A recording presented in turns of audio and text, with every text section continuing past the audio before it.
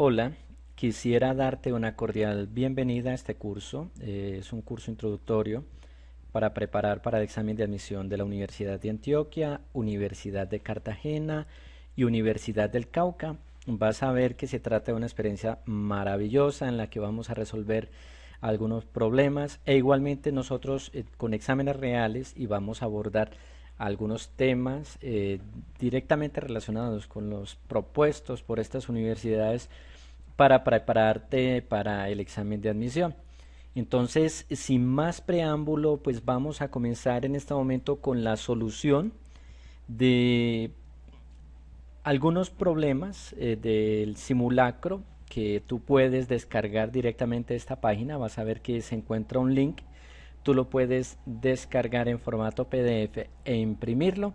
Pues la recomendación siempre es hacer el simulacro con anticipación y posteriormente pues mirar las soluciones. De esa manera te vas a dar cuenta cuál es tu nivel de conocimientos, que también estabas preparado, cuánto necesitas prepararte y pues vas a tener una idea de lo que es el examen de admisión, porque nosotros somos conscientes de que muchas personas llegan al examen de admisión sin tener la menor idea de en qué consiste, qué cosas les van a preguntar, cuál es el tipo de preguntas, cuál es la metodología.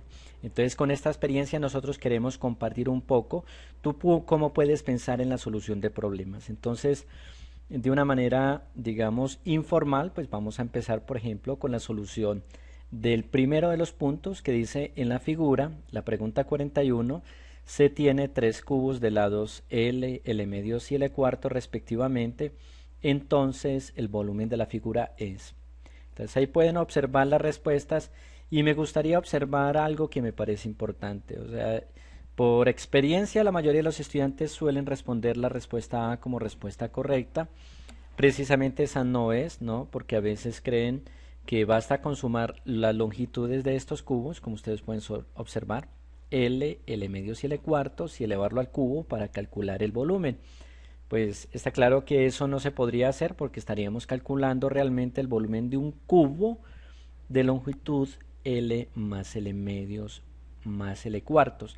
Recuerden que el volumen de un cubo se calcula cogiendo la longitud del cubo y elevándola a la 3 o al cubo. Entonces vamos a ver la solución y veamos qué tenemos que hacer para resolver este problema. Ahí tenemos pues la figura. Entonces, primero que todo, recuerden que el volumen de una figura es el lado, el volumen de una figura no, el volumen de un cubo específicamente es el lado del cubo, el lado del cubo, elevado al cubo, perdón. Repetir tanto cubo enreda. Bueno, entonces, ahí pueden observar que tenemos una expresión matemática para calcular el volumen del cubo grande, ¿no es cierto? Como la longitud del cubo grande es L, su volumen es L3. También podríamos calcular el volumen del cubo de la mitad. Recuerden, observen más bien, aquí directamente en la figura, se pueden dar cuenta de que la longitud del cubo medio es L medios, ¿no es cierto? Por lo tanto, su volumen sería L medios al cubo. Si elevamos al cubo, L elevado al cubo da L a la 3 y 2 elevado al cubo pues da 8 y calculamos el volumen del cubo pequeño, ¿no es cierto? El cubo pequeño tiene longitud L cuartos, como se puede observar directamente de la figura. Entonces el volumen del cubo pequeño sería L cuartos al cubo, aplicando la fórmula que ya mencionamos de cómo se calcula el volumen de un cubo. Y pues acá lo que tenemos que hacer es elevar cada término al cubo, L a la 3 sobre 4 a la 3 que da 64. La pregunta es ¿por qué calculamos el volumen de manera separada? Es claro, si nosotros queremos calcular el volumen de la figura, lo que tenemos que hacer es hallar el volumen del cubo grande, el del mediano y el del pequeño y sumar. Y para allá precisamente vamos, ¿no es cierto? Vamos a sumar el volumen del cubo grande, el del medio y el del pequeño. En este caso las expresiones matemáticas son L3, L3 sobre 8 más L3 sobre 64, que son los resultados que habíamos obtenido. Y pues hagamos esta suma. En este caso, pues bastará que hagamos una suma de fracciones. Es muy probable que algunos de ustedes no recuerden cómo realizar una suma de fracciones. Aquí les vamos a recordar, lo primero que hacemos es colocar denominador 1 a los términos que no son fracciones o que no se ven como fracciones o que son cantidades enteras. Y pues lo que vamos a hacer es hallar algo que se llama el común denominador. ¿Qué es el común denominador? El común denominador es el mínimo común múltiplo entre los denominadores, o vamos a encontrar una cantidad que se pueda dividir de manera simultánea por 64, por 8 y por 1.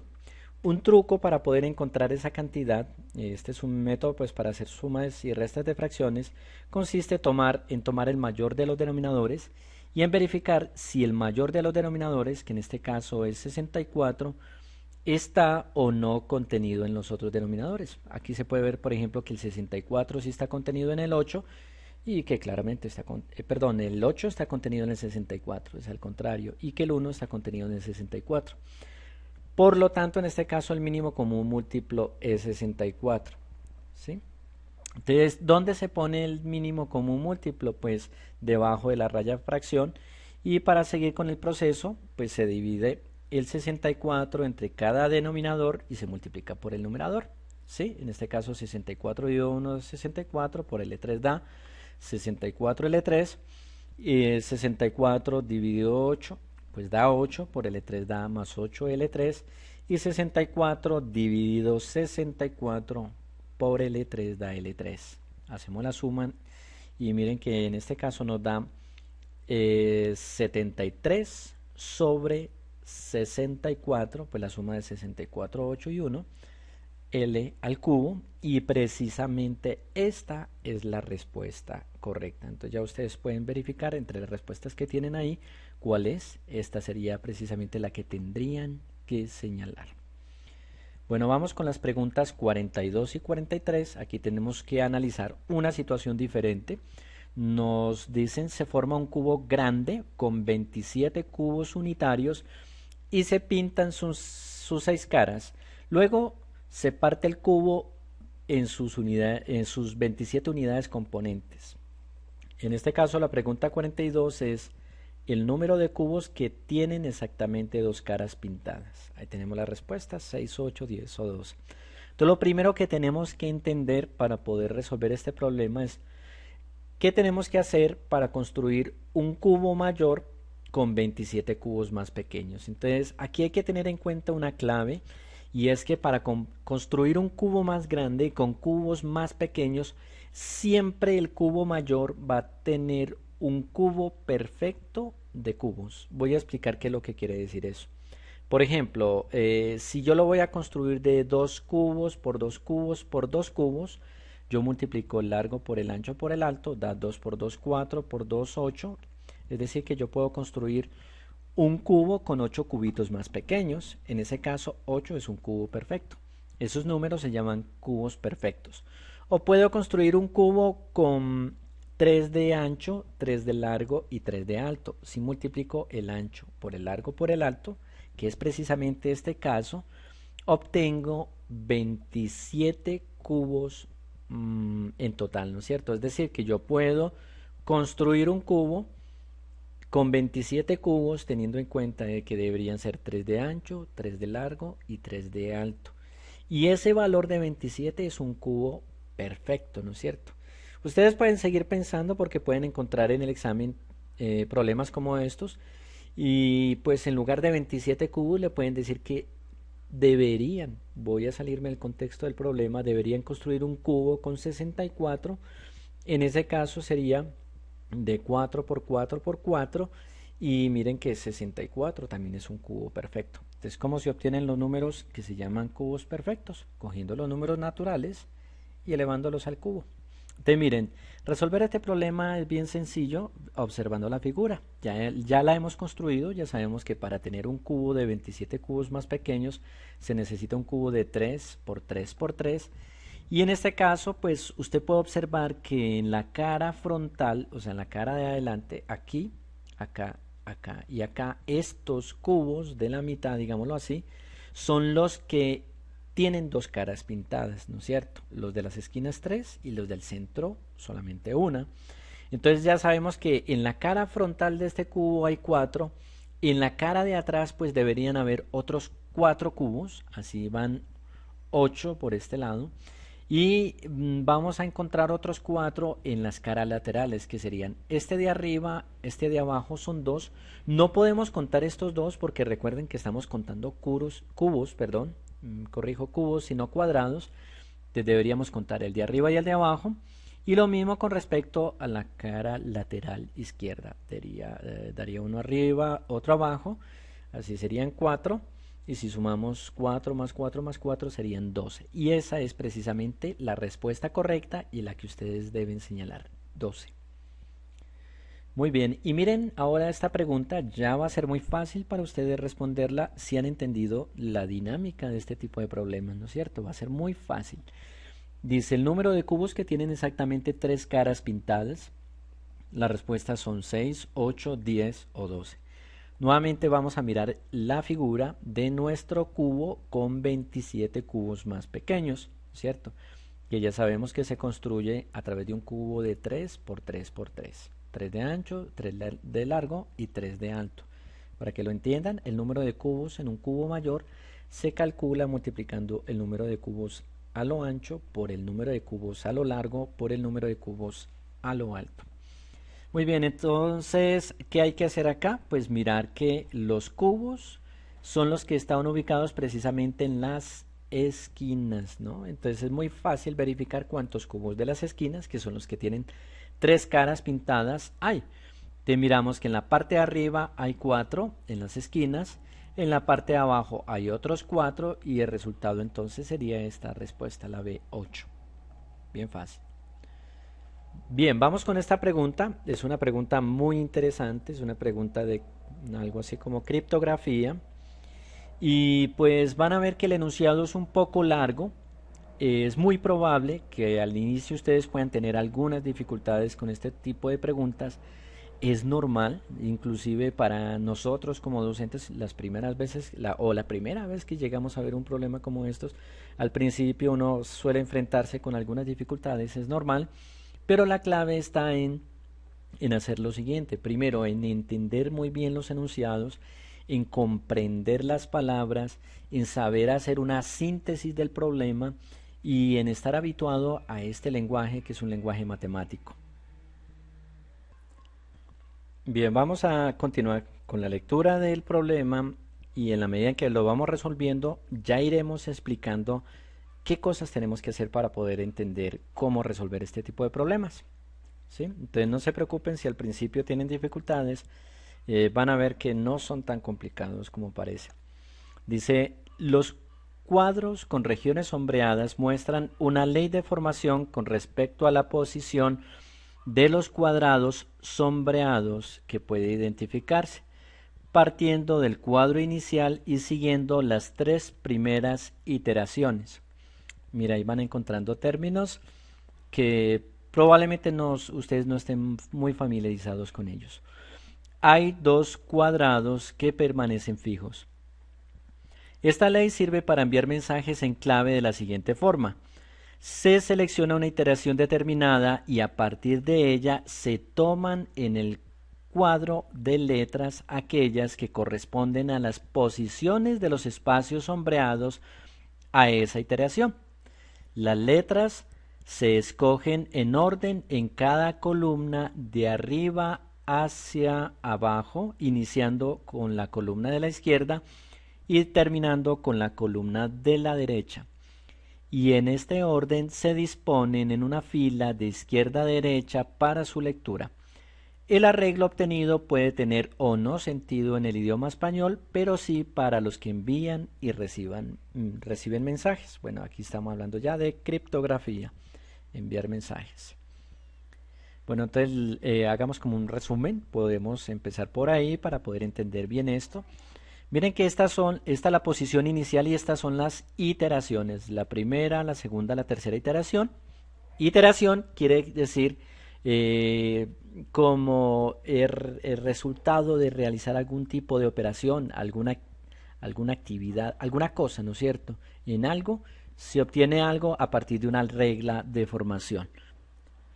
La clave en la solución de este problema precisamente va a estar en descubrir cuál es esa regla de formación.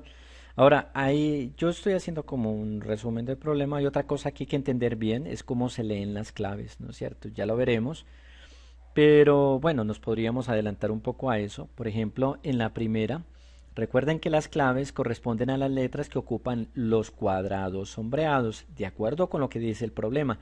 O sea, lo que yo estoy haciendo es como reformularlo en términos un poquitico más sencillos. Y yo sé que, por ejemplo, de este cuadrado yo puedo sacar una clave de una, 2, 3, 4, 5 letras, donde la primera es la A, que ocupa esta posición, la segunda es la N, la tercera es la D, la siguiente es la E y por último está la R. ¿Sí? Y esa es la clave que hay detrás de este cuadrado, ¿no es cierto? Muy bien. Pregunta 44 dice, si se seleccionara la cuarta iteración, entonces la opción que muestra la clave obtenida es, y ahí tenemos varias opciones, Inder, Onde, Andes y Odessa. Vamos a ver cuál nos va a dar. Entonces miren lo que vamos a hacer. Vamos a colocar el cuadro inicial, ¿no es cierto? Es decir, la información que nos aporta inicialmente el problema y vamos a ver cómo se produce cada iteración. Ahí está la clave. Usted tiene que mirar esto y tiene que tratar de encontrar qué proceso debió haberse seguido para encontrar cada figura y ese proceso debe ser el mismo para cada iteración. Entonces yo les voy a decir de entrada cuál es. Si tú te das cuenta, mira, si coges este cuadrado de la esquina y lo desplazas un cuadrito hacia abajo, pues te queda en esta posición, ¿no? Ahora, si hace lo mismo con el siguiente, es decir, estamos rotando en el sentido contrario a la manecilla de reloj los cuadrados correspondientes a las posiciones, digamos, de la periferia del borde de la figura, pues se obtiene este. Y lo mismo pasa con el siguiente, ¿no? Podríamos ubicar precisamente este cuadrado que ocupa esta posición. Ahora, miren que si volvemos y repetimos el proceso, nos da precisamente esta figura. Es decir, desplazando siempre un cuadrado en el sentido contrario de las manecillas de reloj. Hacemos lo mismo con esta figura y nos da esta, ¿sí? Y lo mismo tendríamos que hacer con la tercera iteración, pues para obtener la cuarta. Miren que después de realizar esos desplazamientos, pues obtenemos esta figura. Y lo que tenemos que hacer acá es determinar cuál es la clave oculta. Pues la clave oculta sería muy fácil. Sería la A, que es la que ocupa en esta posición, la N, la D, la E y la S, que es la que ocupa esta posición. Es decir, Andes, ¿no? Muy bien. Y esa es la respuesta correcta. Ahí la tenemos. Muy bien, y veamos si ustedes han entendido muy bien esto, van a ver que responder estas preguntas va a ser muy fácil y pueden responderlas muy rápidamente. Miren, ahora nos dice, si la clave es AONDR, entonces la iteración seleccionada es. Entonces vamos a buscar entre todas las iteraciones y vamos en la cuarta, ¿cuál nos da como resultado AONDR? Si la quinta, la sexta, la séptima o la octava. Y lo podríamos hacer observando que para que nos dé una A, y ustedes pueden darse cuenta precisamente por el cuadrado correspondiente a las letras, pues deberíamos desplazarlo dos cuadritos, ¿no es cierto? Es decir, adelantarnos dos iteraciones a partir de la cuarta. Miren, lo vamos a hacer. Si ustedes observan, bueno, nos va a dar la A precisamente con esta figura O ubicada en esta posición nos va a dar la O que aparece en esta clave, digámoslo así. Este cuadrito que ocupa esta posición pues nos va a dar la R, pero bueno, sigamos en el orden, sería la A, la O, la N, la D, ¿sí? Y la R, ¿no? Que es la que ocupa precisamente la última posición, ¿no? Ahí voy pintando las posiciones resultantes después de haber desplazado dos cuadros, ¿no? ¿Sí? Y como lo desplazamos dos cuadros en lugar de uno, pues pasamos de la cuarta iteración a la sexta iteración y la respuesta correcta en este caso es la B. Miren qué fácil es. Veamos ahora la pregunta 46, perdón, y dice, con relación a las claves que pueden obtenerse de las afirmaciones siguientes la única verdadera es. Entonces miren las afirmaciones y yo ya estoy casi seguro que ustedes van a identificar fácilmente la respuesta. Hay un par de letras fijas en todas las claves. Ninguna clave que inicia es una vocal, ninguna clave que inicia en una vocal, ahí hay un error, termina en una vocal. Toda clave que inicia en una consonante termina en una consonante. Hay dos letras fijas que ocupan siempre la misma posición en las claves. Entonces uno puede observar de que sí hay dos letras fijas, ¿no es cierto? Que son la N y la D. Y ustedes pueden observarlo precisamente porque en todas las iteraciones solamente movimos los cuadrados grises ubicados a lo largo de la periferia. Entonces eso quiere decir que la respuesta correcta debería estar entre la A y la D. Pero debemos aclarar de que esas letras no siempre ocupan la misma posición. Es decir, que vamos a tener claves en las cuales ocupan la segunda y tercera posición, otras en las que ocupan la tercera y la cuarta. Inclusive, si ustedes observan los ejemplos anteriores, se dan cuenta de que no siempre van a ocupar la misma posición. Por lo tanto, la respuesta no podría ser la D. La respuesta correcta en este caso para la pregunta 46 es la A. Hay un par de letras fijas en todas las claves, pero no siempre ocupan la misma posición. Miren esta pregunta, la 47, dice, si una clave está compuesta por las siguientes letras en su orden, ahí tenemos I, O, rayita, D, rayita, entonces las letras que deben ocupar los espacios vacíos son en su orden. Ya tenemos que ver si es NS, BE, NN o BS. Entonces, para poder entender eso, pues vamos a tener que mirar cuando es I y O, qué posiciones deberían estar señaladas, ¿no es cierto? Ahí estamos señalando la I, la única que tenemos en el cuadro, y la O siguiente señalada no podría estar la que está más abajo de la I, no tiene sentido porque en ninguna de las claves hay dos cuadrados a lo largo de la periferia que se encuentran consecutivos, por lo tanto tendrá que ser necesariamente la O de arriba. Recuerden que ND siempre aparecen digamos en las claves, y la siguiente tendría que ser entonces, para que lo puedan entender, si yo parto de la cuarta iteración y paso a la siguiente, que es la quinta iteración, pues me daría esto que tenemos acá, ¿no es cierto? Miren, este que está acá ocupa esta posición, este que está acá ocupa esta posición, me corresponde con estas letras y este pues ocuparía ¿qué? Esta posición. Por lo tanto, la última letra que hace falta precisamente es la N, ¿no? Por lo tanto, las letras que quedarían faltando en este caso serían la N, que es la de la tercera posición, y la N, la de la quinta posición. Y ahí tenemos la respuesta correcta. Bien fácil, ¿no? Vamos con otra pregunta relacionada también con esta misma situación. Dice, dadas las palabras idean, ideas, obesa, iones, de las afirmaciones siguientes, la única verdadera es. Ahí tenemos claves, ¿no es cierto? Ninguna de ellas corresponde a una clave. B, solamente la primera corresponde a una clave. C, solamente la primera y la última corresponden a claves. D, solamente la segunda y la tercera corresponden a claves. Yo creo que ya ustedes tienen una idea de cuál debería ser la respuesta correcta. ¿Por qué? Porque recuerden que dijimos que las claves, o más bien las letras ND que van seguidas, deberían estar en todas las claves, ¿sí? Y como pueden observar, ninguna de ellas tiene ND, ¿sí? Y por lo tanto, ninguna de ellas debería corresponder a una clave, y en este caso la respuesta correcta es la A, ¿sí? Y esa es la razón. Todas deberían tener ND, ninguna tiene ND. Muy bien. Vamos ahora con otro tipo de pregunta. En este caso, vamos a salir ya del contexto de la pregunta anterior. Y dice, en una reunión hay algunas personas que son chismosas, algunas habladoras y algunas inconformes. Se sabe que todas las personas chismosas son habladoras y algunas inconformes son chismosas.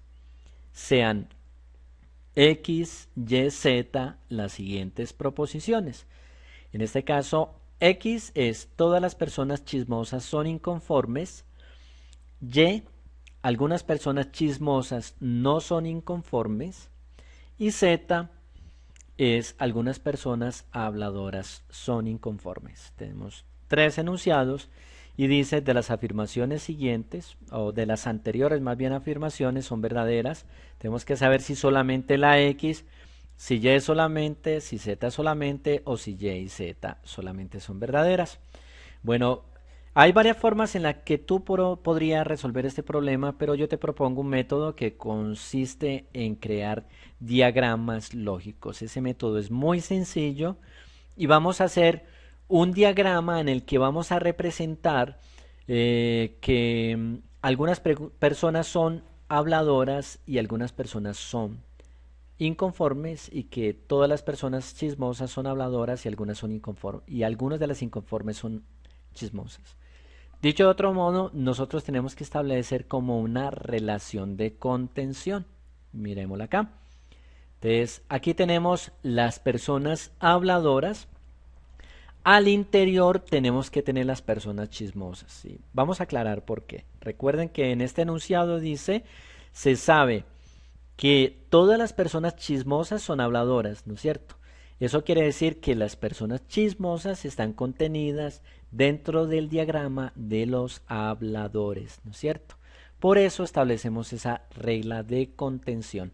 Y ahora vamos con la siguiente, que serían los de los inconformes, ¿sí? ¿Por qué pongo en el diagrama los inconformes así? Vamos a devolvernos para aclarar eso y miremos que dice que también se sabe que algunos inconformes son chismosos. Miren, si dice algunos es porque sería solamente una partecita de los inconformes. Al representar solamente una parte, la otra parte de los inconformes podría coger por fuera de los chismosos, es decir, al interior de los habladores o por fuera de los habladores, ¿no es cierto? Ahí no hay ninguna, digamos, no hay ninguna información muy clara que me establezca precisamente hasta dónde debería ir este círculo de los inconformes o ese óvalo de los inconformes. Sin embargo, es una representación muy general de esta situación a través de un diagrama lógico. Entonces miremos, ahí tenemos los tres enunciados y vamos a ver cuál de ellos es verdadero y cuál es falso. Entonces mire, dice, todas las personas chismosas son inconformes. Se puede observar de que claramente eso no es cierto, porque miren, aquí hay personas que son chismosas y sin embargo no son inconformes, de acuerdo con este diagrama. Por lo tanto, la afirmación X es falsa. Ahora miren, la afirmación Y dice, algunas personas chismosas no son inconformes. Pueden observar de que eso sí es verdadero y se puede observar que esta parte azulita de acá precisamente corresponde a algunas personas chismosas que están por fuera de los que son inconformes. Por lo tanto, no son inconformes. Y dice la opción Z que algunas personas habladoras son inconformes.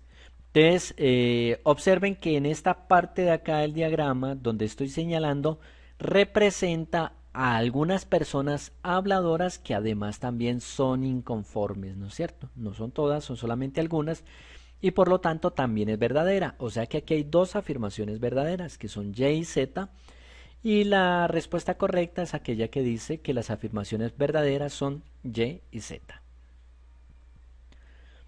Veamos ahora la pregunta 50. Aquí nos dice, la figura muestra una barra homogénea colgada del techo horizontalmente desde un punto medio M en los puntos O y P.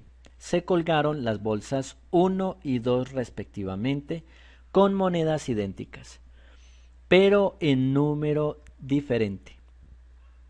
La bolsa 1 contiene 40 monedas y la bolsa 2 contiene 20 monedas.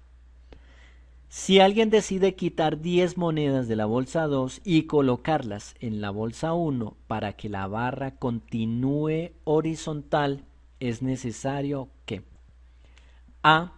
La distancia entre O y M sea 5 veces la distancia entre M y P. Es probable que no hayan mirado ustedes que son O y M. Se los voy a mostrar acá. Aquí está O, aquí está M. Recuerden, punto medio. Y M y P es esta otra distancia, que es entre el punto medio de la barra y esta otra, la bolsa 2, ¿no? Entonces sigamos leyendo las respuestas. La distancia entre O y M sea 5 veces la distancia entre M y P, la A. La B dice la distancia entre M y P sea 5 veces la distancia entre O y M. La C, la distancia entre O y M sea 1/3 de la distancia entre M y P. La D, la distancia entre M y P sea el doble de la distancia entre O y M. Miren, para poder entender esta pregunta, nosotros vamos a utilizar un concepto, que es un concepto que se aplica siempre que ustedes tengan eh, situaciones como estas de una barra homogénea, quiere decir que pesa lo mismo a lo largo de toda la superficie de la barra, eh, donde se tienen dos pesos colgados a distancias diferentes, ¿no es cierto? Si la barra está en equilibrio, uno establece una relación inversa entre la distancia a la que se encuentra el peso de la barra y el peso. ¿Qué quiere decir que la relación es inversa? Es que entre más peso tengas, más cerquita debería estar del centro de la barra dicho peso para conservar el equilibrio. Y usted puede observar lo que eso pasa en un balancín que llaman sube y baja o mataculín, no sé cómo lo llamarán en las diferentes culturas, donde hay dos personas, ¿no es cierto? Supongamos que una es más pesadita que la otra. Si ellos quieren balancearse, normalmente la persona más pesada tiene que acercarse un poco más al centro del eje de giro de la barra para que la otra persona pueda subirla, ¿no es cierto? Lo mismo pasa acá, ¿no?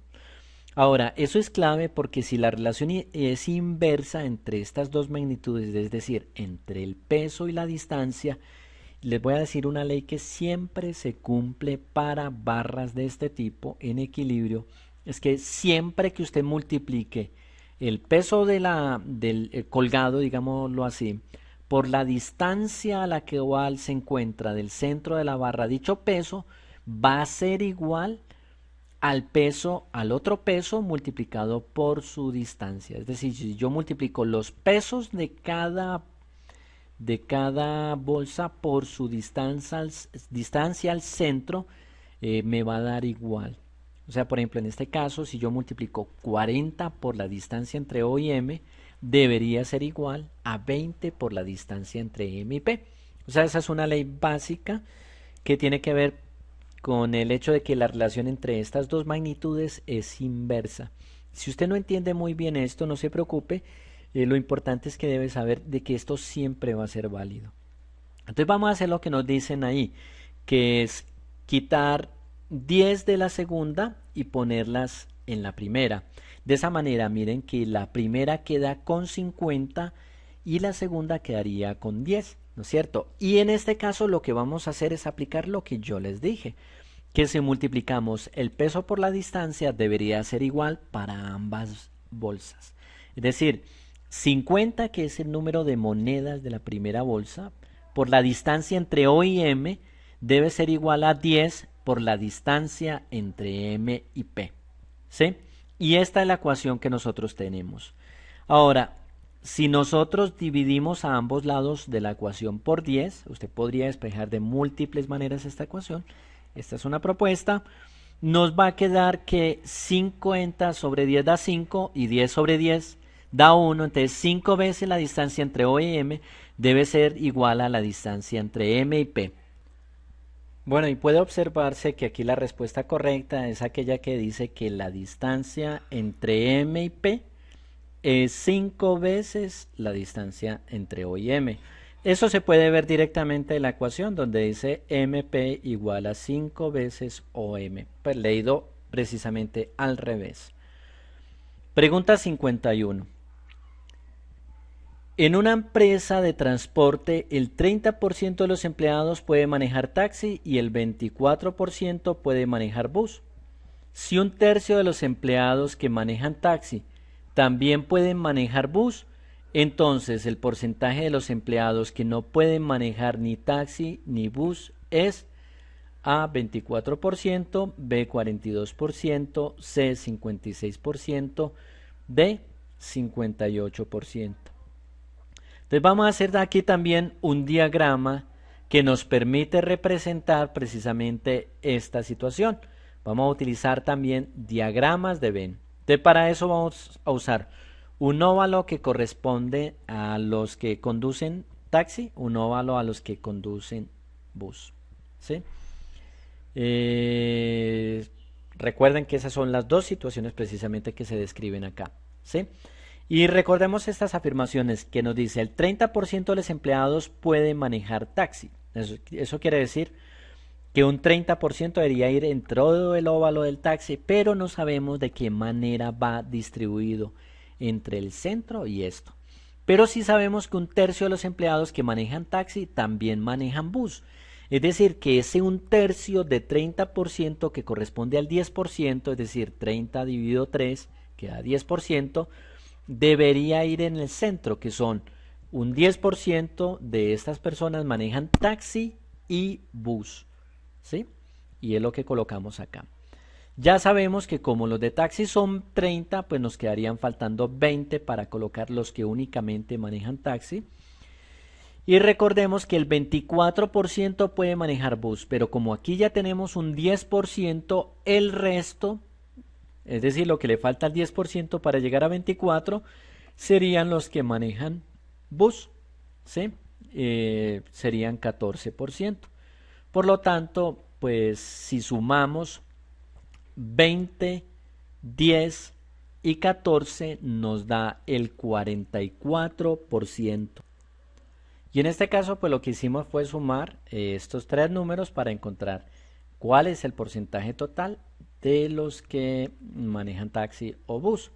Para poder encontrar los que van por fuera, que son los que no manejan ni taxi ni bus, pues al total, que es 100%, le restamos este 44% y nos da 56%. Por lo que el número de empleados que no pueden manejar taxi ni bus es del 56% y esta es la respuesta correcta. Veamos ahora las preguntas 52 a la 55. En este caso tenemos un análisis de tablas, ¿no? Dice, el cuadro muestra 6 modelos de balones de fútbol fabricados por una empresa. Hay 3 características básicas que intervienen en el diseño, correspondientes a la resistencia, flexibilidad y la impermeabilidad. A su vez, en cada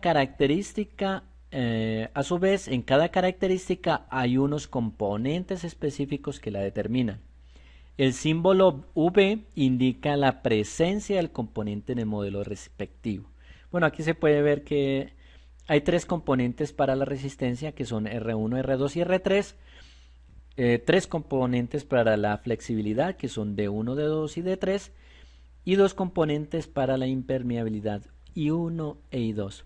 Y se puede ver que, por ejemplo, cada modelo acá, en este caso, pues cada modelo de balón me indica cuáles son los componentes específicos que lleva cada modelo. Por ejemplo, uno para poder entender la tabla, uno podría decir, por ejemplo, que el modelo M1 de balón se fabrica con digamos el elemento de resistencia R2, de flexibilidad D3 y de impermeabilidad I1. Y así como es como deberías interpretar dicha gráfica.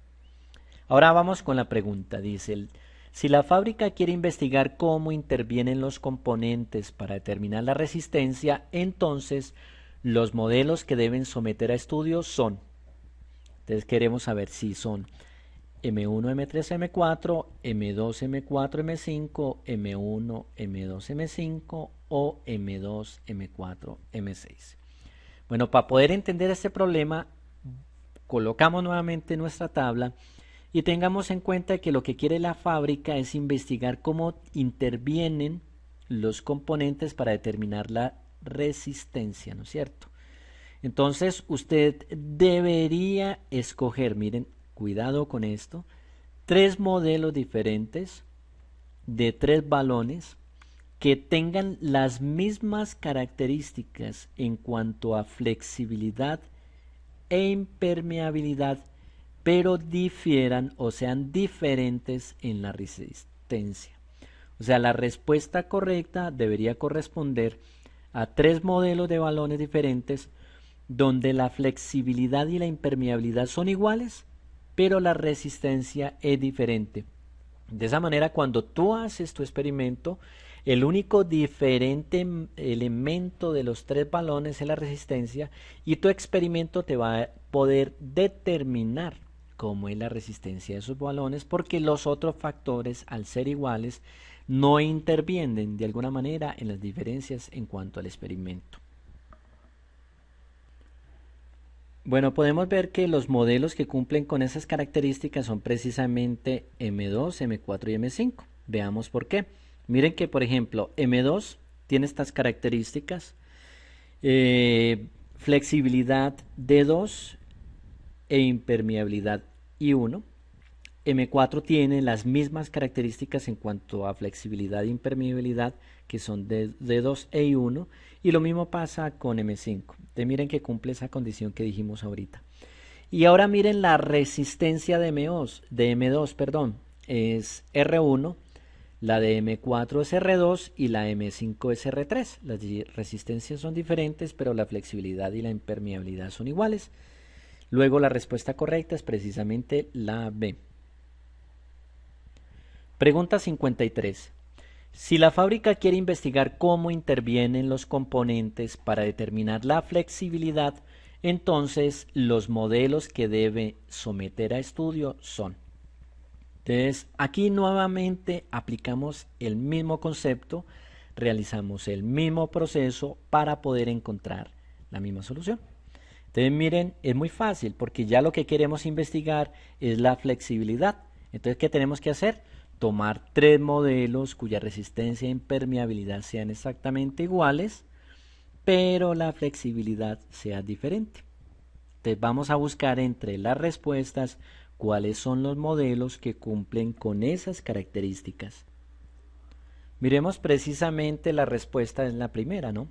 Un M1, M3 y M4. ¿Por qué? Porque miren que M1 tiene la misma resistencia e impermeabilidad que M2, M3, perdón, que M3 y M4, que son las respuestas. Miren que M1 tiene resistencia R2, M3 también y M4 también. Mientras que M1 tiene impermeabilidad I1, lo mismo que M2 y M3. Perdón, M3 y M4. Vuelvo y me equivoco, haga la corrección, son M1, M3 y M4. Ahora comparen la flexibilidad.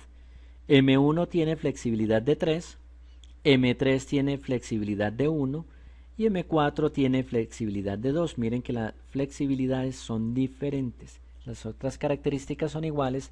Luego, para este problema, la respuesta correcta es la A. Pregunta 54. Si la fábrica quiere investigar cómo intervienen los componentes para determinar la impermeabilidad, entonces los modelos que debe someter a estudio son. Bueno, yo creo que ya saben ustedes cómo hacerlo. Yo creo que en esta no van a fallar, porque es claro que deberían tomar 2 modelos cuya resistencia y flexibilidad sean exactamente iguales y cuya impermeabilidad sea diferente, ¿no? Es claro que el único modelo que tiene impermeabilidad diferente a los demás es M6. Bastará con que veamos cuál de los dos, si M1 o M5, tienen las mismas características en cuanto a resistencia y flexibilidad. Y se puede ver claramente que la respuesta es la D. Debería ser M5 y M6, porque M5 y M6 tienen la misma resistencia y flexibilidad, que son respectivamente R3 y D2, y diferente impermeabilidad, que son I1 e I2. Muy bien. Pregunta 55. Ya vamos para otro contexto, otra pregunta. Nos salimos del contexto de la pregunta anterior y vamos para otra situación. Dice si se considera, para la misma situación, si se considera que 2 modelos son distintos si difieren en al menos un componente y la empresa está dispuesta a construir todos los modelos posibles, entonces el número total de estos es. Bueno, en este caso, pues la pregunta difiere en el sentido de que ya hay que analizar otra cosa, ¿sí? Pero sí se refiere al mismo tipo de problema. En este caso, pues es fácil, ¿no? Determinar cuántos son los modelos porque utilizamos un principio que se llama el principio fundamental multiplicativo. Lo que tenemos que hacer es tener en cuenta de que hay tres componentes para la resistencia, hay tres componentes para la flexibilidad y hay dos componentes para la impermeabilidad.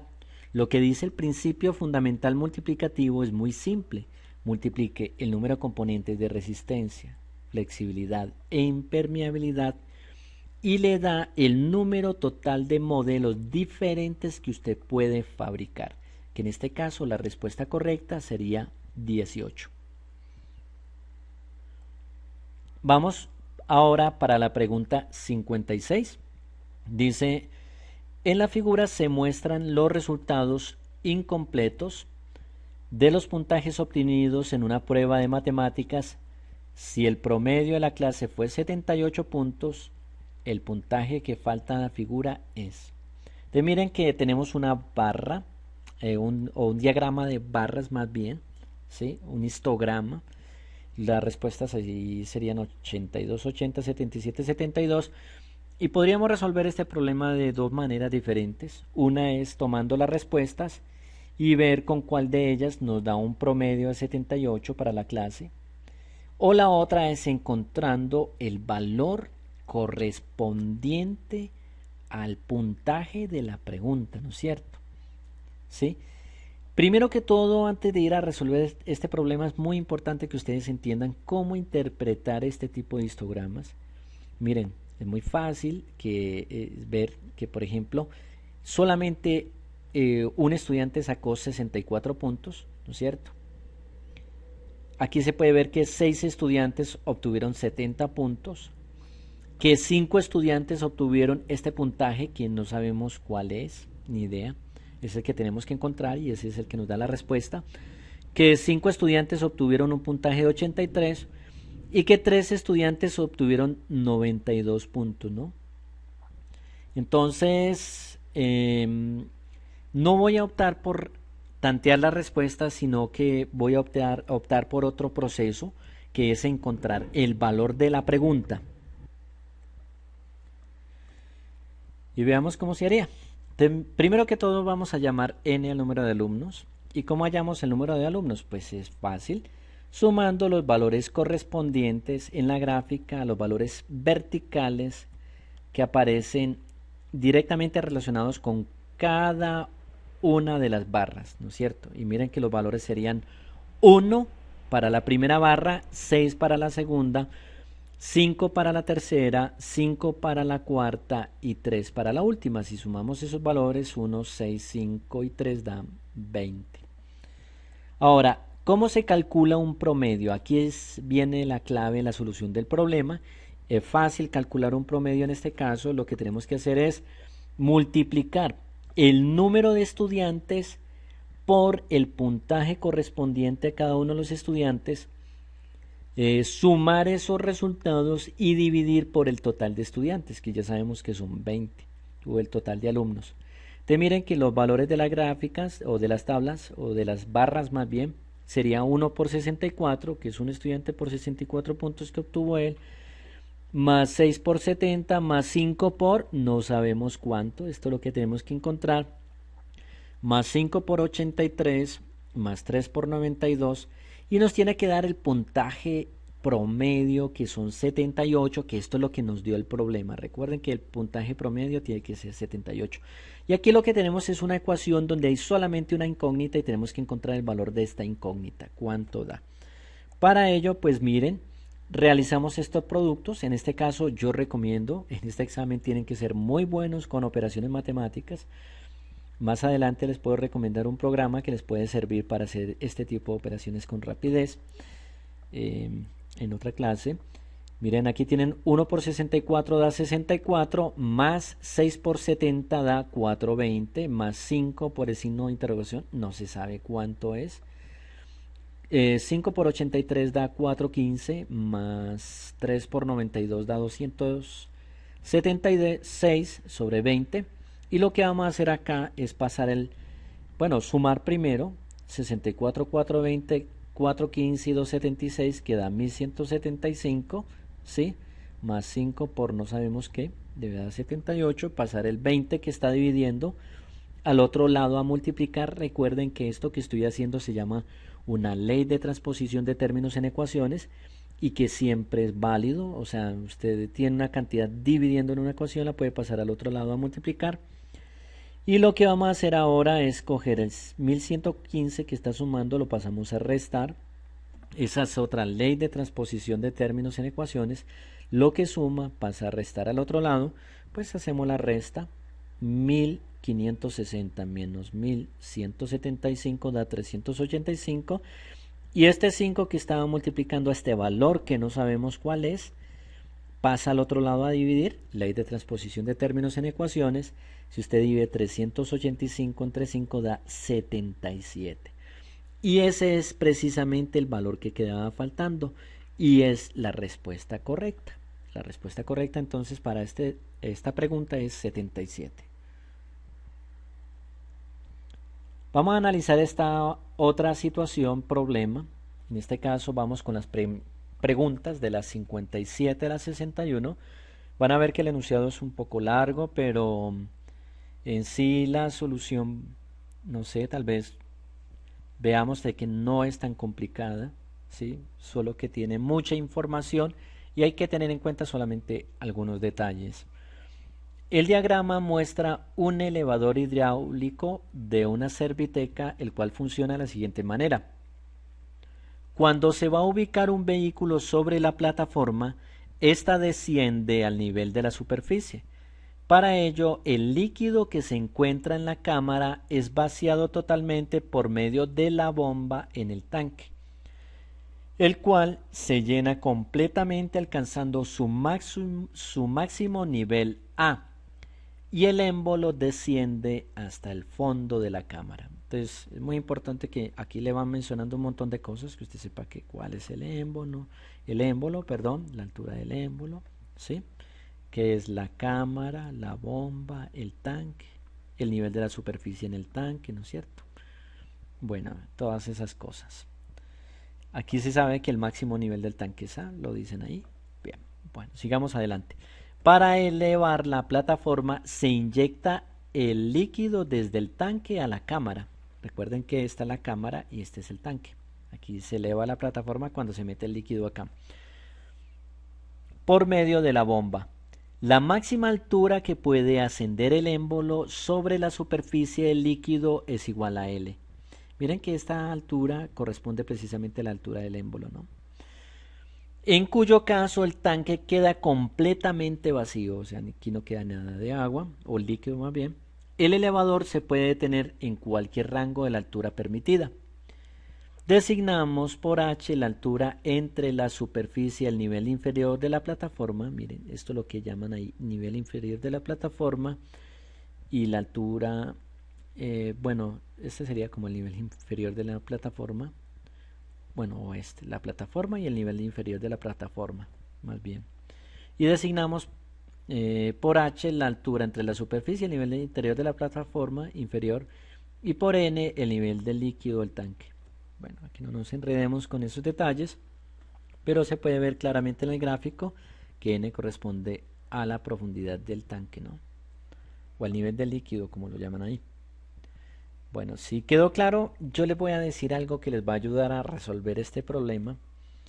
Y es que si usted tiene claro en este problema qué variables o cuáles de las letras, digámoslo así, de las letras que corresponden a medidas, en este caso, son variables y cuáles no, no se va a enredar en este problema. O sea, cuáles son variables y cuáles no son variables. De hecho, si lo digo de antemano, es casi como resolverles el problema ya, ¿no? Porque ahí está la clave. Por ejemplo, mírenlo y verán. La altura del émbolo es constante, no varía. H sí es variable. Digamos, la profundidad del tanque es constante. Esta A, la profundidad total del tanque es constante, no varía. pero la profundidad del líquido dentro del tanque N sí varía, ¿no? Bueno, no se le olvide esos detalles porque con eso vamos a desenredar estas preguntas. Pregunta 57 dice, de las afirmaciones siguientes la única verdadera es. Y miren que ya con lo que les dije, yo creo que aquí van a poder descartar varias opciones muy fácil. Dice, si H aumenta, entonces L aumenta. Si H aumenta, entonces A disminuye. Si N disminuye, entonces H aumenta. Si N aumenta, entonces L disminuye. Ya dijimos que L, A son constantes, ¿no es cierto? Veámoslo directamente en el gráfico. L, que es la altura del émbolo, no puede variar, es decir, no puede ni aumentar ni disminuir. Y A, que la profundidad de todo el tanque, la máxima profundidad del tanque, o la, no sé cómo llamarlo, bueno, este valor que se puede ver ahí tampoco varía, permanece constante. Conclusión, hay tres respuestas aquí que usted debería descartar, la A, la B y la D, porque ni L ni A pueden aumentar y disminuir. La única que queda es la C y por lógica tiene que ser esa.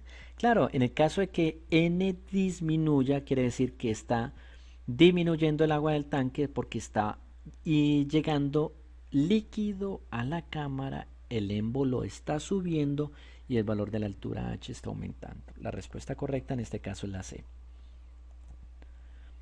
Veamos la pregunta 58, dice, de las siguientes afirmaciones, la única que no es posible.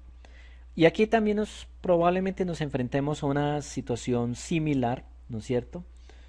Deberían haber tres situaciones posibles y una que no es posible. Por ejemplo, esta opción, H igual a 0, N igual a A, es claramente posible, ¿no? Eso sucedería en el caso de que, por ejemplo, el émbolo esté completamente abajo, el valor de H sería 0, y todo el líquido de la cámara haya pasado al tanque, este se haya llenado hasta que el valor de N sea igual a A.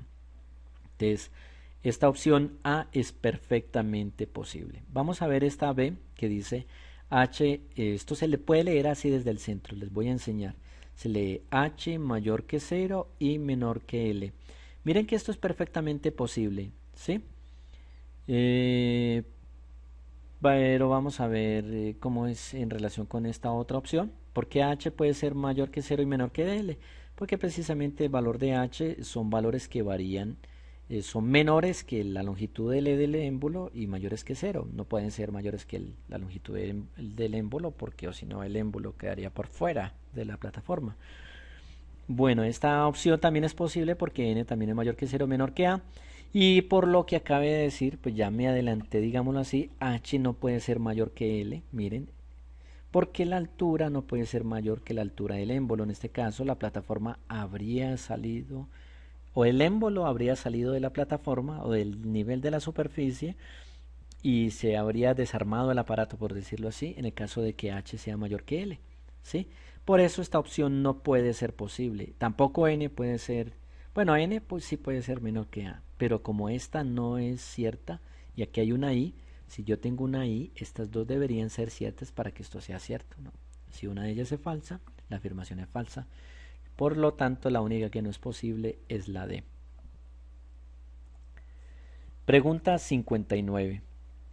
De las proposiciones siguientes, la única falsa es, vamos a ver cuál es. Si H es igual a L, entonces el tanque está vacío. Si el tanque está vacío, entonces H igual a L. Si H es diferente de L, entonces el tanque no está vacío. Bueno, aquí hay un error con respecto a lo de la tilde. Es vacío. Y si la cámara no está vacía, entonces H igual a L o N igual a A. Vamos a ver directamente el gráfico cuál de estas afirmaciones es precisamente la falsa. Todas estas afirmaciones son enunciados del tipo sí, entonces. Usted puede ver que, por ejemplo, una afirmación sí, entonces, del tipo sí, entonces, es falsa cuando es posible que lo que esté entre el sí y el entonces sea verdadero y lo que esté después del entonces sea falso. Vamos a ver más adelante que a eso que está entre el sí y el entonces se le llama antecedente y eso que está después del entonces se le llama consecuente. O sea que una afirmación de este tipo sería falsa siempre y cuando sea posible que el antecedente sea verdadero y el consecuente sea falso. Entonces lo podemos hacer por descarte, bien fácil. Miremos, por ejemplo, ¿qué pasa si suponemos que h es igual a L? Entonces, si h es igual a L es porque el émbolo está completamente arriba, y si el émbolo está completamente arriba, pues entonces es claro que el tanque tiene que estar vacío porque toda el agua tuvo que haber entrado acá para que el émbolo subiera. Y esto necesariamente tiene que ser cierto, o sea que esto no puede ser falso.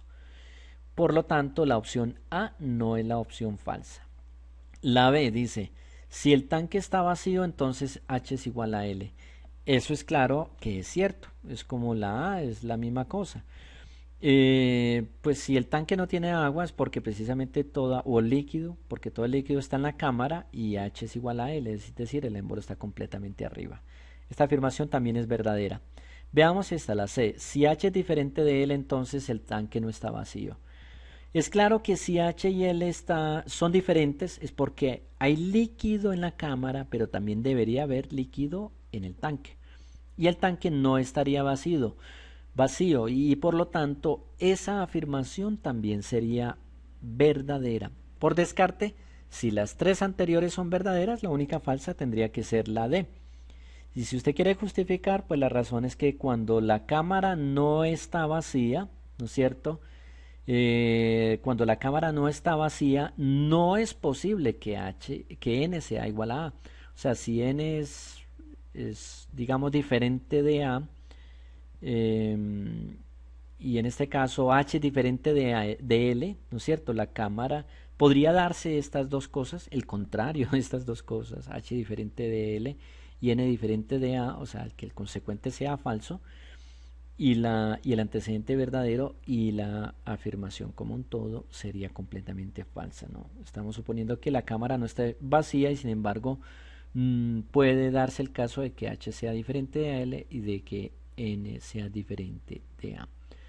Si no entienden muy bien esta parte, porque es un poco difícil de entender, bastará que entienda por qué por descarte usted puede descartar estas tres opciones anteriores. Les recomiendo que piensen un poco en esto, pero cuando veamos la lección de análisis de lenguaje ordinario seguro les va a quedar mucho más claro. Pregunta 60 dice, aceptando como verdadera la siguiente proposición, un vehículo se encuentra sobre la plataforma y n igual a un medio de A, entonces de las afirmaciones siguientes, la única a la que se tiene certeza es.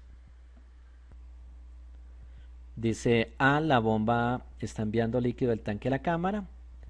B es H igual a L medios. C, la bomba está enviando líquido de la cámara al tanque. Y la D, L igual a H medios.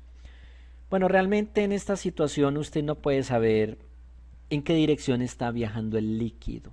O sea, si del tanque a la cámara o de la cámara al tanque. Eso lo que le permite es descartar las dos opciones A y C. Estas dos opciones claramente deberían ser descartadas porque no hay nada dentro de la información del problema que usted le diga en qué dirección viaja el líquido. Nada le dice ahí. Nada está claro con respecto a eso. Ahora, también es claro que L nunca puede ser menor que H. Esta opción de L igual a H medios, L nunca puede ser la mitad de H. L nunca puede ser inclusive menor que H. Tampoco es cierta. Miren, por descarte, la única opción sería la B, H igual a L medios. Y es cierto porque también por sentido común, si esto está aquí hasta la mitad y esto aquí hasta la mitad, pues el valor de la altura debería estar igual hasta la mitad de L, ¿no? Por eso la respuesta correcta es la B. Pregunta 61. Aceptando como verdadera la siguiente afirmación. La bomba está enviando líquido de la cámara al tanque. Bueno, aquí sí nos dicen la dirección en la que está viajando el líquido, ¿no? Entonces, de las afirmaciones siguientes, la única verdadera es A, H está disminuyendo y N está aumentando. B, N está aumentando y H está aumentando. C, L está disminuyendo y A está aumentando. D, H y L están disminuyendo y A y N están aumentando. Y bueno, ya sabemos, lo dijimos al principio del problema, que hay dos valores que son constantes, no pueden aumentar ni disminuir. Estos son L y A. En cambio h y n sí pueden variar. Por lo tanto, las respuestas C y D deberían descartarse, ¿sí? Esas no pueden ser posibles. Y la B tampoco, porque no tiene sentido que, por ejemplo, N aumente y H aumente también. Es decir, que aumente el líquido en el tanque, pero al mismo tiempo aumente el líquido en la cámara, ¿no? Eso no tiene sentido. La respuesta correcta pues sería la A, ¿no? De que H está disminuyendo y N está aumentando, ¿sí? Este baja mientras este aumenta cuando viaja líquido enviado por la bomba directamente de la cámara al tanque. Bueno, respuesta correcta, en este caso en la 61, la A. Pregunta 62. Los dígitos 1, 1, 2, 2, 3, 3 se arreglan formando un número de 6 dígitos de tal manera que entre los dígitos 1 hay otro dígito, entre los dígitos 2 hay 2 dígitos y entre los dígitos 3 hay 3 dígitos. La cantidad de números de 6 dígitos que pueden construirse bajo estas condiciones es, tenemos que pueden ser 6, 4, 2 y 1. Y vamos a ver cómo se construyen esos números. Miren, yo voy a poner dos unos y dentro, o entre ellos más bien, voy a colocar el 2, que cumple con la condición de que entre los dos unos debe haber un dígito. En este caso estoy colocando el 2. Y entre los dos deben haber dos dígitos. Estoy poniendo el 1 y el 3. Y miren que si coloco el otro 3 en esta posición, entre los 2, 3 hay 3 dígitos, que son los dos unos, perdón, y el 2. Y este número cumple con esa condición. Bueno, y hay otro que puede formarse, que es, digamos, es como corriendo, ¿cómo lo vemos? A ver, como corriendo el 2 que está en esta posición y poniéndolo aquí al principio, ¿sí? Para que cumpla otra vez con la condición que entre los dos unos está el 2, o sea, un dígito, que entre los dos hayan dos dígitos que son el 3 y el 1, y entre los 2, 3 hay 3 dígitos que son estos dos unos y este 2. Y realmente solamente se pueden formar dos números. Trate de formar más, realmente no le va a dar más. Estos son todos los que pueden formarse bajo estas condiciones. Pregunta 63. Un tablero de tiro al blanco es diseñado como un cuadrado de lado 3 unidades, con 9 círculos iguales mutuamente tangentes. ¿Cómo se muestra en la figura? La probabilidad de que un dardo lanzado al tablero caiga en la región no sombreada es. Y bueno, ahí tenemos la respuesta, no las voy a leer, pero entendamos aquí algunos conceptos. Primero que todo, pues un cuadrado es una figura de 4 lados que tiene todos los lados iguales, sus ángulos interiores son rectos. ¿Qué quiere decir 9 círculos mutuamente tangentes? El término tangentes es importante entenderlo porque quiere decir en este caso que estos círculos solamente se van a tocar en un punto, van a estar rozándose en acá, rozándose en todos ellos. Y tenemos que encontrar la probabilidad de que el dado que yo lance caiga precisamente en la región no sombreada. Y tenemos que tener en cuenta que la región no sombreada es precisamente la región blanca de la figura, ¿no? La blanquita. Aquí está esta región de acá. Muy bien. Entonces, ¿cómo calculamos dicha probabilidad? Para que podamos entender la solución de este problema, esa probabilidad se calcula, recuerden que la probabilidad de un evento se calcula como el número de veces que ocurre el evento sobre el número total de situaciones que pueden ocurrirse. En este caso, como se trata de áreas, la probabilidad de que un dardo caiga en el área no sombreada sería igual al área no sombreada de la figura dividida el área de todo el cuadrado, ¿sí? Entonces bastará con que calculemos el área no sombreada y el área al cuadrado, hagamos esta división y nos debe dar alguna de las tantas respuestas que tenemos allá. Entonces empezamos primero por calcular el área no sombreada. Pues en este caso el área no sombreada, que corresponde a la parte blanca de esta figura, sería igual al área al cuadrado menos el área de los 9 círculos que están ubicados al interior de esta figura. Recuerden que el área de un círculo se calcula como pi por el radio al cuadrado. Esta es la fórmula del área de un solo círculo. Y como tenemos 9 círculos, por eso aquí llevamos, o ponemos más bien un 9, ¿no? el área al cuadrado menos 9 veces el área de un círculo nos daría el área no sombreada.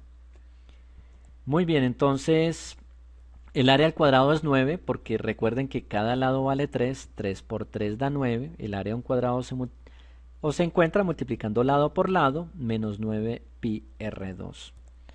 Y aquí ya vamos a calcular la probabilidad, ya nos vamos acercando a la respuesta, miren qué fácil. Pues la probabilidad sería el área no sombreada, que es 9 menos 9 pi r2, sobre el área al cuadrado, que ya sabemos que es 9. Y lo que vamos a hacer acá es repartir este denominador 9 para cada uno de los términos del numerador. Eso se puede hacer, es una propiedad básica de las fracciones y lo hacemos para que nos dé una de las tantas respuestas que tenemos arriba. Aquí 9 sobre 9 da 1, aquí 9 sobre 9 da 1 y miren que dicha probabilidad sería 1 menos pi r2, ¿no? Pero lo que tenemos que hacer es sustituir el valor de r. Ahora, ¿por qué razón r aquí vale 1/2? Entonces vamos a aclarar esto de por qué r vale 1/2. Miren, desde acá hasta acá vale 3. Como hay 3 círculos, quiere decir que cada círculo tiene diámetro 1 y el radio es la mitad del diámetro. Si el diámetro de este círculo es 1, el radio sería 1/2. Recuerden que el radio es la medida desde el centro del círculo hasta la periferia o hasta el borde del círculo. Entonces reemplazamos el valor de r igual a 1/2 acá y nos acercamos aún más a la respuesta. Como está elevado al cuadrado, pues claro, elevamos al cuadrado. Y después de realizar la operación, pues 1 al cuadrado da 1, 2 al cuadrado da 4 y el valor de la probabilidad sería 1 menos pi cuartos. Y esta es precisamente la respuesta que estábamos buscando.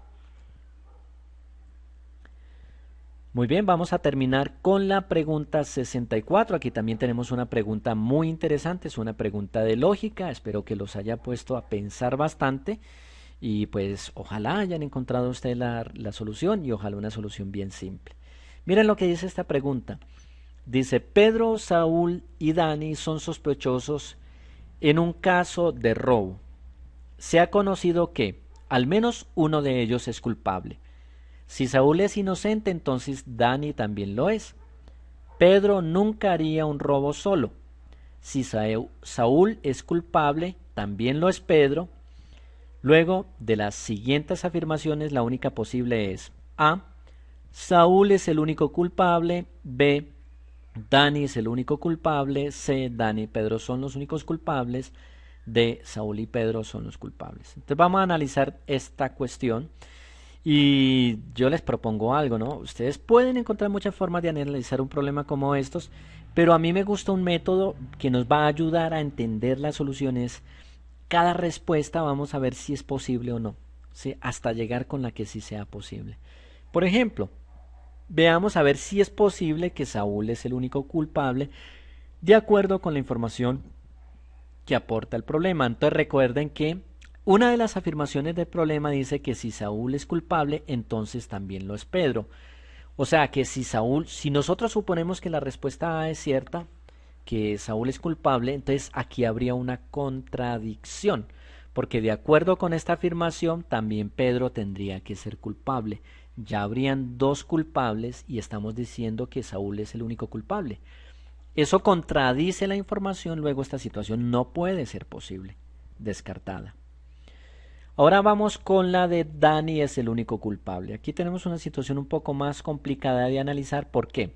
Vamos a utilizar la afirmación de que si Saúl es inocente, entonces Dani también lo es, ¿sí? Y para eso vamos a utilizar un recurso de la lógica matemática, de la lógica proposicional, que nos dice lo siguiente, que si nosotros tenemos un enunciado, si P entonces Q, y suponemos que ese enunciado es verdadero, entonces este enunciado que se obtiene de cambiar el orden de antecedente y consecuente y de negar, es decir, el enunciado si no Q, entonces no P también debería ser cierto. Yo recomiendo para que ustedes puedan entender esto, que ustedes se planteen situaciones muy simples para que vean que eso es cierto. Por ejemplo, si yo digo, si llueve, entonces me quedo en casa, es cierto. Este otro enunciado que se forma de cambiar el orden de los dos de antecedente y consecuente y de negar, que es, si no me quedo en casa, entonces fue porque no llovió, también debería ser cierto. Y miren que tiene lógica. Lo mismo pasa acá. Entonces, ¿cuál sería el enunciado que saldría precisamente de si Saúl es inocente, entonces también lo es? Es si Dani es culpable, que es la negación de que Dani también sea inocente, entonces Saúl también es culpable, ¿no es cierto? Este enunciado también debería ser cierto, ¿no? Como aquí están diciendo que Dani es el único culpable, de este enunciado uno podría sacar como conclusión de que si Dani es culpable, también Saúl debería ser culpable, tendríamos dos culpables, y contradice precisamente esta afirmación. Bueno, ahora vamos con la C, que dice, Dani y Pedro son los únicos culpables, precisamente por la misma situación anterior, ¿no? Si yo digo que Dani es culpable, yo diría que también Saúl debería ser culpable debido a lo de B, y aquí me está diciendo que Dani y Pedro son los únicos culpables, pero de acuerdo con esta afirmación yo te estoy diciendo que también hay otro culpable que es Saúl, y contradice precisamente esta afirmación, ¿no es cierto? Porque no están incluyendo precisamente a Saúl. Luego esta no puede ser posible. Conclusión, si usted ve que tres afirmaciones no son posibles, la respuesta correcta tiene que estar en la D. Entonces, yo doy una recomendación, si usted realmente está seguro en el proceso, usted no tiene que verificar por qué la D es posible, ¿sí? Y ahorrarse esa parte del proceso, ¿no? Y de una decir respuesta correcta la D y paso a la siguiente. Sin embargo, por cuestiones pedagógicas, yo les voy a explicar por qué esta sí es posible, ¿sí? Miren que esta afirmación es perfectamente coherente con todas las afirmaciones que dice acá. Por ejemplo, en el caso de que Saúl y Pedro son los únicos culpables. Dice, al menos uno de ellos es culpable. Al menos uno quiere decir uno o dos, ¿no es cierto? O tres. Eso es cierto. Entonces es perfectamente coherente con esta afirmación. La otra dice de que si Saúl es inocente, entonces Daniel también lo es. Recuerden que el enunciado, que se llama por cierto contrarrecíproco, que se obtiene de cambiar el orden de estas dos proposiciones y negar, también debería ser cierto. Es decir, que si Dani... Mejor dicho, esta afirmación no voy a enredarme con eso, porque aquí no está mencionando a Dani, ¿sí? Entonces yo creo que no es necesario enredar el asunto. El hecho de que Saúl sea culpable no contradice esta afirmación, ¿no? Cuando más adelante veamos tablas de verdad, vamos a entender por qué esta afirmación es cierta cuando el antecedente es falso, ¿no? Por ahora puede ser que tú no comprendas muy bien la razón, pero esa afirmación es perfectamente coherente. Aquí no se viola la relación causa-efecto, de que cuando Saúl es inocente, también lo es Dani. De hecho, esto suele generar algunas confusiones, ¿no? Porque aquí están diciendo que Saúl es culpable y uno cree que aquí están diciendo que Saúl es inocente. No, aquí lo que están estableciendo es una relación causa-efecto, pero no están diciendo es que Saúl es inocente, ¿no? Están diciendo que si pasa eso, debería pasar esto. Pero como no pasa esto, pues no necesariamente tiene que pasar esto. Muy bien. Ahora, mire, Pedro nunca haría un robo solo. Aquí se puede ver que eso es cierto. Pedro está con Saúl. Y si Saúl es el culpable, entonces también lo es Pedro. Pues es perfectamente coherente con esta afirmación de que Saúl y Pedro son culpables. Luego la respuesta correcta es la D.